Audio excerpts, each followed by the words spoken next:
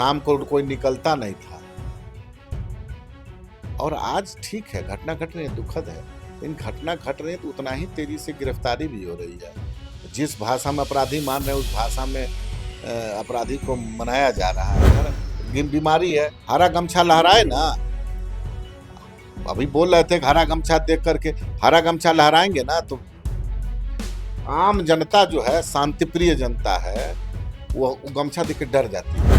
कोई भी हो, अगर किसी को भयभीत करने का प्रयास करेगा, कोई कानून का उल्लंघन करेगा तो उसको एआई से, अच्छा है, बहुत डिपार्टमेंट है बिहार सरकार के पास, तब तो एक दिन आते नहीं है हाउस में। आपने देखा होगा ना, हाउस में आते हैं तो पता नहीं कभी चक्कर खा के गिर जाते हैं, क्या क्या है उनको, तबीयत क्या हो जाता है उसमें। चक्कर खा के आप देखा होगा आपने हाउस की शुरुआत के दिन में। पनोरमा ग्रुप, जो सोचता है वो करता है, आपके अपने सपनों का आशियाना। नमस्कार, न्यूज फॉर नेशन देख रहे हैं आप। मैं हूं आपके साथ धीरज सिंह। नेता प्रतिपक्ष और आरजेडी के राष्ट्रीय कार्यकारी अध्यक्ष तेजस्वी यादव लगातार बिहार की कानून व्यवस्था को लेकर सवाल उठा रहे हैं।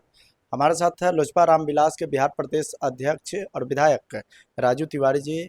सर, तेजस्वी यादव इन दिनों बिहार सरकार पर लगातार हमलावर हैं। उनका दावा है कि पिछले एक महीने में बिहार की 8,500 से अधिक बच्चे जो हैं लापता हो गए हैं, लेकिन बिहार के मुख्यमंत्री एआई से हरा गमछा वाले को ढूंढने में लगे हुए हैं। देखिए, बिना किसी तथ्य के बात करना दुर्भाग्यपूर्ण है। हजारों लड़के लापता हो गए, उनके पास कौन से डाटा से आया है?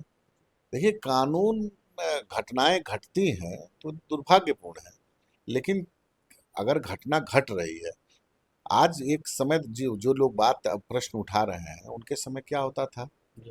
ऑर्गेनाइज क्राइम होता था, शाम को कोई निकलता नहीं था।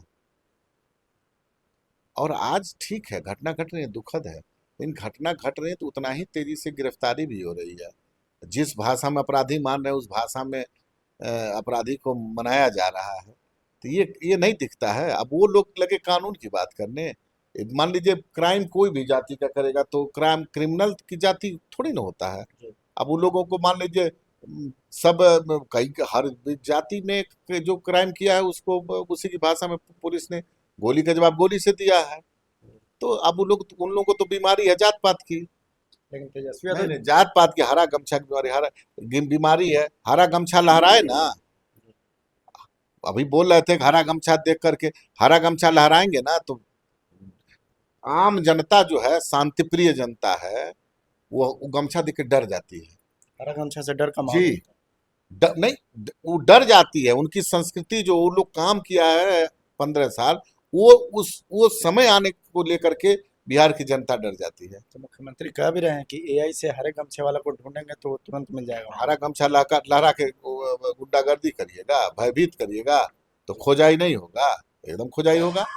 कोई भी हो, अगर किसी को भयभीत करने का प्रयास करेगा, कोई कानून का उल्लंघन करेगा तो उसको एआई से, अच्छा है, बहुत डिपार्टमेंट है बिहार सरकार के पास ढूंढ करके उनको इलाज करने के लिए। तेजस्वी यादव तो जवाबी कार्रवाई पर भी सवाल उठा रहे हैं कि जाति देखकर बिहार में एनकाउंटर हो रहा है। नहीं, देखिए, यही दिक्कत है। ये लोग क्या, जितना भी इनकाउंटर हुआ है सब किसी जाति विशेष का हुआ है?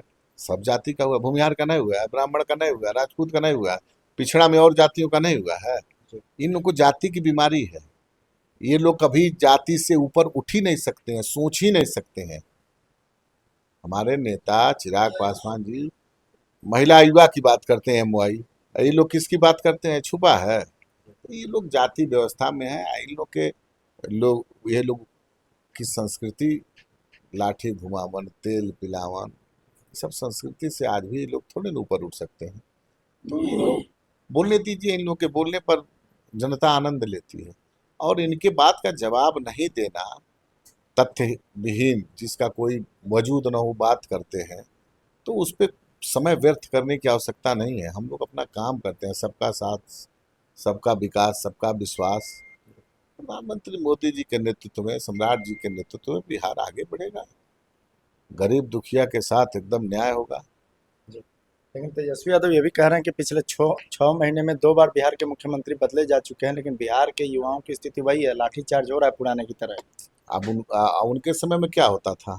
देखिए, ये सब बात कहीं से भी उनको बोलने का हक नहीं है। जब सदन चलता है, सदन के पटल पे बात रखने की बात होती है, तब तो एको दिन आते नहीं है हाउस में। आपने देखा होगा ना, हाउस में आते हैं तो पता नहीं कभी चक्कर खा के गिर जाते हैं, क्या क्या है उनको, तबीयत क्या हो जाता है उस समय। चक्कर खा के आप देखा होगा आपने, हाउस की शुरुआत के दिन में वो बैठ गए थे, बैठ के बोला था उन्होंने, नौजवान है। बोल रहे थे पाँव में चोट है। एक बार पाँव में चोट हो गया, दूसरी बार क्या हो गया। देखिए, मैं इस पर व्यक्तिगत किसी पर नहीं जाना चाहता हूँ। नेता प्रतिपक्ष है, एक जिम्मेदार का पद है, उनको बात रखने का पूरा अधिकार है। मजबूत विपक्ष होता है, विपक्ष की एक बड़ी जिम्मेदारी है, तो रखनी चाहिए, लेकिन वही बात रखनी चाहिए जिससे बिहार का कल्याण हो।